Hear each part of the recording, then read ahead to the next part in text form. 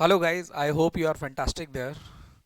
This video is about the detail and the schedule for the mock test for the mains 2023, and tomorrow is 21st of June. The first test will be there and आज 20 तारीख है. कल योगा दिवस है और America and UN and Egypt इन सब चीज़ों के लिए 5 डेज़ के लिए मोदी जी निकल चुके हैं. Let's see what are the new dimensions that India will have with these countries. Now, coming back, the detail and the schedule has already been sent through different medium by mail and by the WhatsApp to the candidates enrolled with us, but it is in general that how are we doing it. So the first test will be held on 21st of June, that is tomorrow, and without disturbing the natural flow of the syllabus, we have kept it in that manner wherein you will be able to perform, revise, and then in the actual exam in the month of September, you will be able to have the entire holistic picture with all memory intact. So the test number 1 will be for GS paper 1, and we have categorically included the syllabus written in the standard the UPSC syllabus. It is having the all historical things, and you have to go by word. I think from the different sources you might have studied it. We will be giving you the approach paper also, but after the test has been conducted, we are giving you the freedom that from any source you can read, study, and from the classroom notes also from the teacher, the faculty who has guided you for the particular subject and the topic, you can go for it. Irrespective of it, marks are the real barometer to know your performance. This is the syllabus, and the second test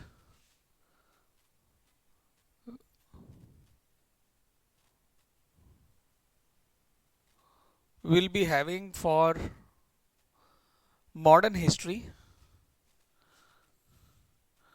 and the modern Indian history include freedom struggle also.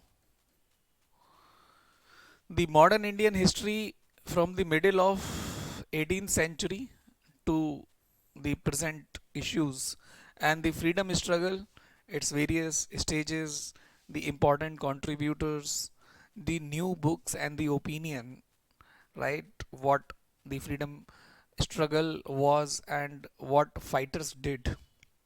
It may include movie also. There are movies in last 1 year which had many controversy, और movie से question निकलना कोई बहुत बड़ी बात तो होती नहीं है, और रिलेटेबल होता है. Even you can mention those controversies also. Okay, current affairs को रिलेट करना हिस्ट्री जैसे टॉपिक से, ये बहुत इनोवेटिव और क्रिएटिव चीज़ है which is very much desirable in exam like UPSC.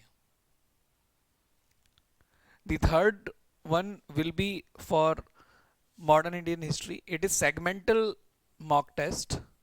Herein exclusively we have focused on freedom struggle. सारी की सारी जो बातें हैं, even you see you need to go deep inside like what the optional is saying for this particular topic. But ऐसा भी नहीं है कि टाइम को वायलेट करते हुए हम दूसरे चीज़ों में कॉम्प्रोमाइज़ करते हैं इसको देखने के लिए.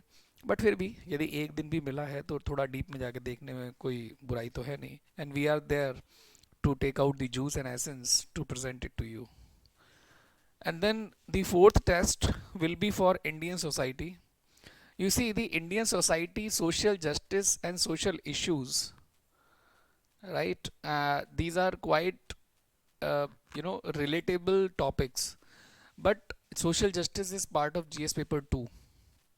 जब हम लोग पढ़ते हैं तो थोड़ा सेगमेंट वे में पढ़ते हैं और एक मेमोरी भी बनाने की कोशिश करते हैं कि इन पॉइंट को जीएस पेपर 2 में यूज़ करेंगे. इंडियन सोसाइटी के अंडर में हमने पढ़ी हुई ये चीज़ें वो जीएस पेपर 2 में भी पढ़ी हुई है. लेकिन थोड़ा सा फ्लेवर, कनेक्शंस और उसका यूज़ ऑफ इंफॉर्मेशन है वो चेंज हो जाता है. And this smartness you will be developing only when you will be able to write many test related to GS paper 1, at least 4 tests. So, salient features of Indian society, diversity, role of women and women's organization, population and associated issues, poverty and developmental issues, urbanization, their problems and their remedies, effects of globalization on Indian society and empowerment. 27th जून को ये exam होगा. मतलब alternate days में this exam is to be conducted, this mock exam, जिससे कि आप लोग एक दिन पढ़ पाओ और एक दिन एग्ज़ाम दे पाओ. लेकिन एक्चुअल यूपीएससी में ऐसा नहीं होता. एक दिन में 2 पेपर हो जाते हैं और लगातार भी होते हैं. Okay, so you have to gear up your body and energy in your hand to write the answers. I am using MS Word file because I did not have any other alternative. Paper 4 के अंदर में ये दो और segment छूट जाते हैं, communalism, regionalism and secularism. ये बहुत इंपॉर्टेंट है. बड़े बहुत वाइडर फ्रेम में इनको देखना होता है. जब लिखना हो सेंसिटिव क्वेश्चंस को लेके एक बैलेंस तरीके से लिखना है. ऐसा ना हो जाए कि एग्जामिनर को लगे अरे बाप रे ये तो बड़ा गुस्से वाला इंसान है, ब्यूरोक्रेट बन के तो फिर सबको फायर कर देगा. मॉडरेट रहने की ज़रूरत है. यूपीएससी जनरली छेड़ने की कोशिश करती है कैंडिडेट को, देखते हैं उसका टेम्परामेंट कैसा है. जो मॉक टेस्ट 5 है वो वर्ल्ड ज्योग्राफी से रिलेट होता है. अब इसके अंदर में salient feature of world physical geography, important geophysical phenomena such as earthquake, tsunami, volcanic activity, cyclone, geographical features, locational changes in critical geographical features, including water bodies, ice cap, flora and fauna. ये आपने बहुत detail में prelims में भी पढ़ा होगा, लेकिन इसको अब आपको लिखना है. इसका मतलब ये नहीं है कि बहुत फैक्चुअली लोडेड सब्जेक्ट ये बन जाता है लिखने के टाइम पे. एक्सप्रेशंस बहुत इंपॉर्टेंट होते हैं ज्योग्राफी में. जैसे ब्रिटिश और इंडियन, यहाँ पे क्लाइमेट एंड वेदर के अंदर में यदि हमें डिफ्रेंसिएशन बताना हो तो जनरली ये कहते हैं कि when two Indians meet they they shake their hands, they have handshake. But when two Britishers meet they ask how is weather. So climate is something that you expect, weather is something that you get. Such expressions are to be there. जब मैं पढ़ता था तब ऐसे ऐसे expressions मुझे बड़े अच्छे लगते थे, और टीचर ने भी यही बोला ऐसे एक्सप्रेशन यदि आप यूज़ करते हो आंसर लिखते वक्त अच्छे नंबर आते हैं. देन इंडियन ज्योग्राफी को एम करते हुए, जो कि अपने आप में काफ़ी वास्ट है, 6th टेस्ट हो जाता है. जो छोटा सा यहाँ पे 3 लाइनें दिखाई दे रही है ना, ये 3 लाइनें अपने आप में बहुत बड़े वास्ट सिलेबस को कवर करती हैं. इसको पढ़ने में ही आपकी जो है वो काफ़ी की सारी टाइम जो स्केल है वो चली जाएगी जो आपने डिसाइड कर रखा है पहले से. यदि आपने नहीं पढ़ा हुआ है तो इन 2 दिन के शेड्यूल को आप शायद फॉलो ना कर पाओ, बट दूसरा कोई ऑल्टरनेटिव भी नहीं है हमारे पास. My voice is little coarse because गला थोड़ा बैठा हुआ था. Kindly bear with this. And then we have the 7th test, human and economic geography. ये भी बेसिकली ज्योग्राफी का ही पास्ट है और पार्ट है, एंड जीएस पेपर जो 1 है उससे रिलेट होता है. डिस्ट्रीब्यूशन ऑफ की natural sources across the world including South Asia and Indian subcontinent, factors responsible for location of primary, secondary and tertiary sector industries in various part of the world including India. काफ़ी identical है when we talk about economic things also. तो economy से भी जब आप पढ़ते हो geography में झांक कर यदि देखते हो तो आपको काफ़ी कुछ रिलेट होकर मिलता है. एग्ज़ाम तो एक होलिस्टिक एंटायर पिक्चर ही है, बट फिर भी सेगमेंटल वे में हमें पढ़ना तो पड़ेगा. कुछ पॉइंट्स अलग से बनाने पड़ेंगे जो जीएस पेपर 1 के लिए हमें यूज़ कर रहे हैं, वो जीएस पेपर 3 में शायद यूज़ ना हो या 4 में यूज़ ना हो. Okay, now the mock test 1 ये जो है ये पूरा कंप्लीट जीएस पेपर 1 के लिए है. अब जितना भी हम सेगमेंटल वे में चल रहे थे 7 टेस्ट को लेते हुए, ये अब हमने क्या किया हुआ है कि कंप्लीट जीएस पेपर 1 को कर दिया है, एंड ये 5 जुलाई को हम लोग कंडक्ट कराएंगे, और हर दिन जो है वो एक ब्रेक है, दूसरे दिन टेस्ट है, 2 दिन के हॉराइजन में एक टेस्ट है. Then if we go for another paper, then 9th जो टेस्ट है, this is for GS paper 2, Indian polity segment. अब ये सेगमेंट तो मैं पूरा का पूरा पढ़ाता ही हूँ. जितना ये स्ट्रक्चर है उससे ज़्यादा, कहीं ज़्यादा इंडियन पॉलिटी है. 75 आवर्स टू 100 आवर्स भी लग जाते हैं पॉलिटी के अंदर. तो यदि हम स्पाइरल बुक जो क्लासरूम में नोट्स देते हैं, डिक्टेशन देकर जो लिखाते हैं, उसे यदि आप देखते हो तो मुझे याद है कि लोग 1.5 से 2 दिन में वो जो कॉपी है लिखी हुई हाथ से कवर अप हो जाती थी. यदि उसके सिनॉप्सिस आपने बनाए हुए हैं तो या it is possible to cover entire polity in 10 hours time. Book से नहीं, आपको अपनी जो क्लास डिक्टेशन है उसके ऊपर बहुत रिलेट करना पड़ेगा, क्योंकि एक्सप्रेशंस बहुत ज़्यादा इंपॉर्टेंट काम आते हैं. अब लक्ष्मीकांत साहब की भी एक बुक है, डीडी बासु की भी एक बुक है. वैसे डीडी बासु की बुक अपने आप में एक किताब है जो मेंस के लेवल पे काफ़ी अच्छी काम दे सकती है, बट करंट अफेयर्स को लोड करते हुए, एक्सप्रेशनल थॉट्स को दिमाग में रखते हुए, मेंस की राइटिंग को लेते हुए, the book that I have written for Indian polity, it must be given a chance, and I should be given the feedback कि इतनी जो मेहनत हुई है पिछले 10 ईयर्स में अराउंड, इसका रंग आपके दिमाग में कैसा चढ़ता है. मैं रिकमेंड ज़रूर करूँगा एज अ फैकल्टी कि इस ऑथर की, जो मैं ही हूँ, किताब ज़रूर लें, और फीडबैक पहुँचाने की बहुत बहुत रिक्वेस्ट है. बताएं तो ज़्यादा बेहतर होगा. नाउ जो दूसरा वाला पेपर है इंडियन पॉलिटी के ही ऊपर है, लेकिन ये जो है वो पार्ट 4 तक ख़त्म हो जाता है. देन उसके बाद में पार्ट 5 जो इंडियन पार्लियामेंट्री स्ट्रक्चर्स वगैरह है, तो उसमें अलग से आपको पढ़ने की ज़रूरत पड़ जाएगी, right. So this is the 10th paper, 9th जुलाई को है. Then if we talk about the 11th paper, it is on Indian polity only. यहाँ पर बेसिकली पार्ट 5 से लेकर part 6, even part 9, 9A panchayat तक ये सेकंड टेस्ट में हो जाएगा. थर्ड टेस्ट में मिससेलेनियस इश्यूज आ जाती हैं, करंट अफेयर से रिलेटेड इश्यूज आ जाती हैं, कॉन्स्टिट्यूशनल बॉडीज़ हैं, नॉन कॉन्स्टिट्यूशनल बॉडीज़ हैं, क्वाजी जुडिशियल बॉडीज़ हैं, के लीगल बॉडीज़ हैं, ये सब कवर अप हो जाती हैं. जीएस पेपर 2 में ही ये 12th टेस्ट है, गवर्नेंस एंड सोशल जस्टिस को लेते हुए. इंडियन सोसाइटी अलग है, सोशल जस्टिस अलग है. सोशल इश्यूज भी जीएस पेपर 2 में कवर अप हो जाता है, subset of social justice. So basically governance, transparency, accountability, e governance application, everything like civil services, health, education. Class में आपको बहुत कुछ समझाया हुआ है, पढ़ाया हुआ है. Anamika ma'am also covered many topic. I have also covered many topics of the governance. Governance आज की डेट में इतना डोमिनेंट सेक्शन है कि शायद वो पॉलिटी के भी आंसर स्टफ को कवर कर जाता है. And I feel that you must emphasize on the classroom notes and also the other sources, right, जो गवर्नेंस में होती हैं. और सोर्सेज और कुछ नहीं है गवर्नेंस की, न्यूज़पेपर ही है.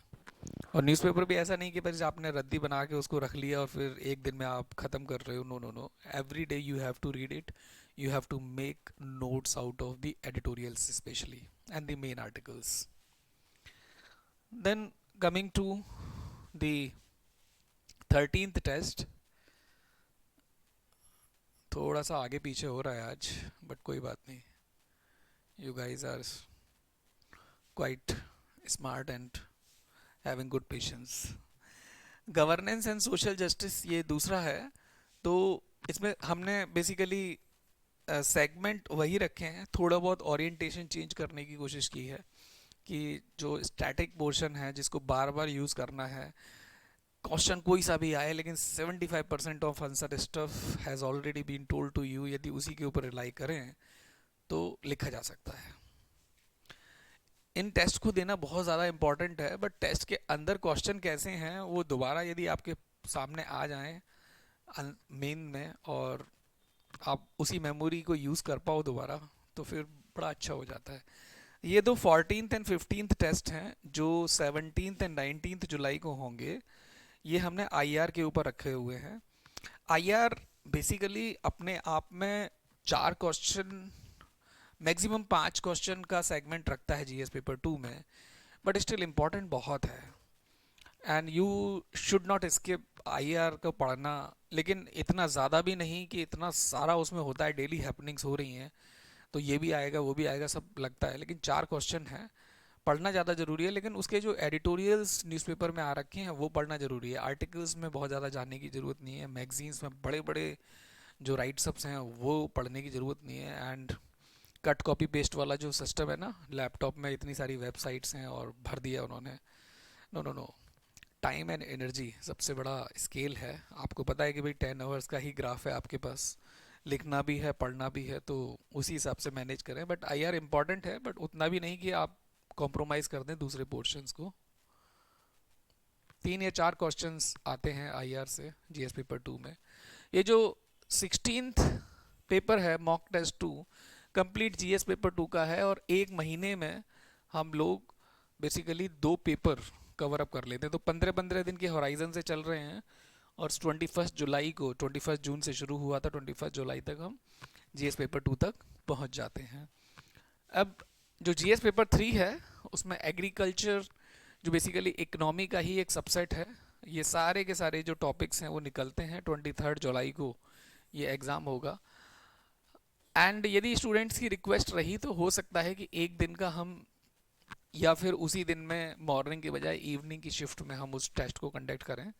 Let's see how it goes, because यदि अभी हमने दया कर दी कैंडिडेट्स के ऊपर, तो फिर जो वॉर फील्ड में एग्जामिनेशन हॉल में होने वाला है उनके साथ, वो फिर बाद में आके हम ही को बोलेंगे कि सर आपको करवाना चाहिए था काम। So that's how we are quite merciless for these mock test and the schedule for them.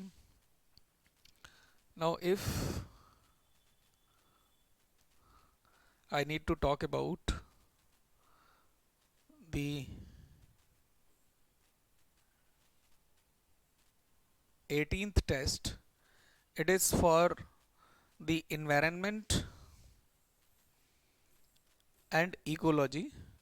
तो इन्वायरमेंट इकोलॉजी तो बहुत प्रीलिम्स में आप लोगों ने पढ़ा होगा, लेकिन मैं ये चाहूँगा कि जो टॉपिक्स वहाँ के थे एंड पी वाई क्यूज़ जो यूपीएससी के हैं, और उनके जो आंसर्स आपको मिलते हैं या आपने लिखे हों, उनको आप रिवाइज करने की बार बार कोशिश करें, वही आपको काम आएगा। ओके, अप्रोच पेपर तो हम आपको देंगे ही, but it is very very important. And 19th जो टेस्ट है, exclusively we have kept it for disaster management. हमारे यहाँ पर disaster management basically B L Vora साहब लेते हैं, जिन्होंने अपनी ज़िंदगी ही काफ़ी सारे एज एन आईपीएस डिसास्टर्स को रिजॉल्व करने में लगाई है। And Saurabh sir is also covering disaster management part, so he has good experience, so maybe he will be quite helpful for covering these small topics but topic of quite deep significance. तो ये छोटे छोटे जो topics होते हैं ना, candidate generally इनको छोड़ देते हैं, लेकिन आंसर का फॉर्डर एंड स्टफ इन वाले टॉपिक से बहुत निकल रहा होता है। तो जो आप टेस्ट लिखें उसके सिनॉप्सिस बनाने की ज़रूर कोशिश करें, मेमोरी में सेटल करने की कोशिश करें, एंड अगेन आंसर्स में उसे बार बार यूज़ करने की भी कोशिश करें। ऐसा फीडबैक मुझे कई सारे टॉपर्स से भी आया है कि ये छोटे छोटे जो टॉपिक्स हैं इनको देखना बहुत ज़्यादा ज़रूरी है कैंडिडेट के लिए। Then if we talk about 20th, that has been 20th test internal security के लिए बिल्कुल हमने पार्क रखा है इसको। एंड 29th जुलाई को ये टेस्ट है।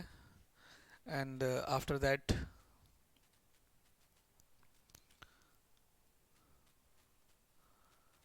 साइंस एंड टेक्नोलॉजी, बेसिकली इतना पोर्शन है साइंस एंड टेक्नोलॉजी में, लेकिन प्रीलिम्स के टाइम से आप पढ़ते हुए आ रहे हो, तो जब प्रीलिम्स की भी तैयारी थी तो मैंने यही एडवाइस किया था कि जहाँ पे आप पढ़ रहे हो वहाँ मार्क कर लेना, एम लिख दिया करना मेंस के लिए, जिसमें आप उसे रिवाइज जब करो तो लिखने की कोशिश करो एक तरफ।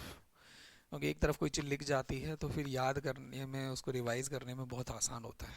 अट्रैक्टिव होनी चाहिए थोड़ा सा देखने में, राइटिंग भी अट्रैक्टिव होनी चाहिए, लेजिबल राइटिंग होनी चाहिए, ऐसा कि पढ़ने में आए। ओके, डॉक्टर की तरह नहीं कि वो खुद ही अपनी राइटिंग को नहीं पढ़ पाते कभी कभी, सारे डॉक्टर्स नहीं लेकिन most of the time, right. तो साइंस एंड टेक्नोलॉजी अपने आप में बहुत बड़ा है। 31 जुलाई को ये टेस्ट होगा basically. And then in paper 3 we have GS paper 3, 22nd test is for Indian economy. 23rd भी इंडियन इकोनॉमी के लिए है। बेसिकली जो एग्रीकल्चर था और इकोनॉमी है, ये अपने आप में काफ़ी यू नो ओवरलैप करते हैं, तो पढ़ने की बहुत ज़्यादा ज़रूरत है। इवन ज्योग्राफी में भी आपने देखा था इकोनॉमिक पोर्शन काफ़ी था, इंटीग्रेट होके भी पढ़ा जा सकता है।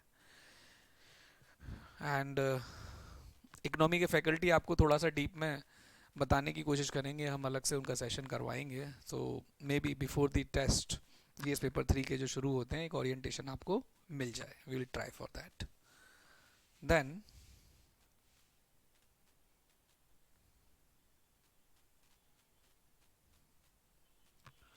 एंटायर जो मॉक टेस्ट 3 है, वो 24 नंबर का टेस्ट है, मॉक टेस्ट 3। और 6 अगस्त को हमने रखा हुआ है। अब आप जोड़ के देखेंगे ना 21 से, तो 15 दिन बाद आपको 6 अगस्त मिलेगा, क्योंकि 2 महीने में सारा का सारा टेस्ट कंप्लीट होना चाहिए। इस तरीके की हमारी साइकिल रही है। एंड 25th जो टेस्ट है, this is for GS paper 4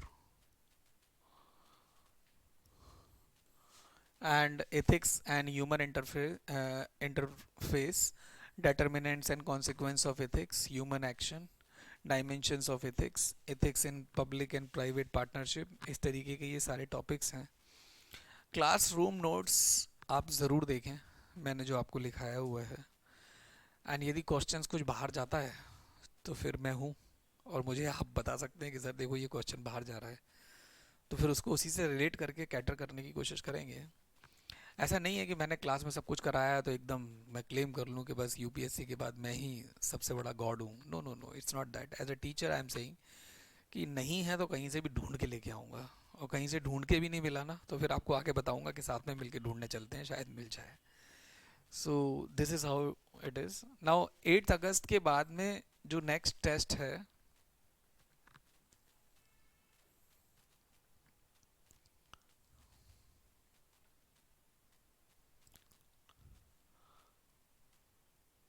वो बेसिकली 10 अगस्त को है, 2 दिन बाद।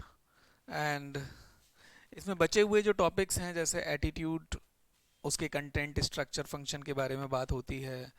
And at A B link क्या होता है, एटीट्यूड बिहेवियर लिंक, और बी ए लिंक क्या होता है, general aspects of value in civil services, right, anonymity क्या है, न्यूट्रलिटी क्या है, ये सब समझने की हम लोग कोशिश करेंगे। ऐसे ही एथिक्स पेपर जो 3 है, it will be held on 12th of August। And